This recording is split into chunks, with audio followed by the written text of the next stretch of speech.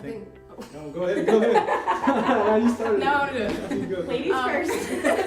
I think for me, like, I actually just came from South Korea, like, just over 3 weeks ago now, and God has been speaking to me about just Korea in general, like both North and South Korea, for like over 2 years now. And so for me to have gone to South Korea as an outreach was just surreal. I remember getting like, the whole month I was there, I would always be like, I can't believe I'm in Korea, I can't believe I'm in Korea.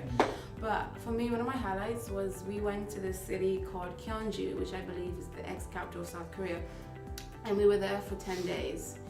And so this city is predominantly like Buddhist, I think. And so the percentage of Christians in that city is 2%, which is very low. So I remember our outreach leaders would be telling us, like, I want you guys to pray for God's heart. I want you to know what God is saying. And so I remember one time we went to this temple and it was overseeing the whole city. Like, you could literally see the north, the east, the west. It was so cool.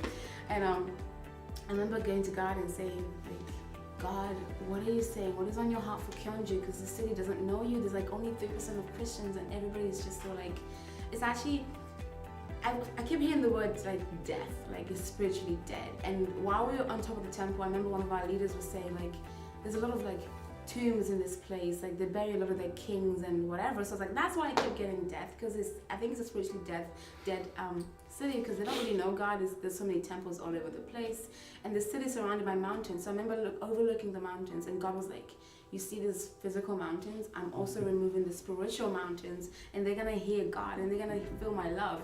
And although you don't see the results because you're here for only a few days, you guys are planting seeds, and these seeds are gonna just touch generations. And I was like, wow, God, so you brought us from America to this middle of nowhere city, and you're saying you're gonna move these mountains that are blocking them from hearing God. And my heart broke, because I'm like, God loves them so much, and if he could take a bunch of DTS students all the way from Texas to go to the city, that's how much God will move heaven and earth for these people. So that was what I got from the Lord, and I truly believe that he's gonna do that, and we just got to be a small part of that. But I know that God is gonna really move mountains for Gyeongju, so I was really blessed by that experience.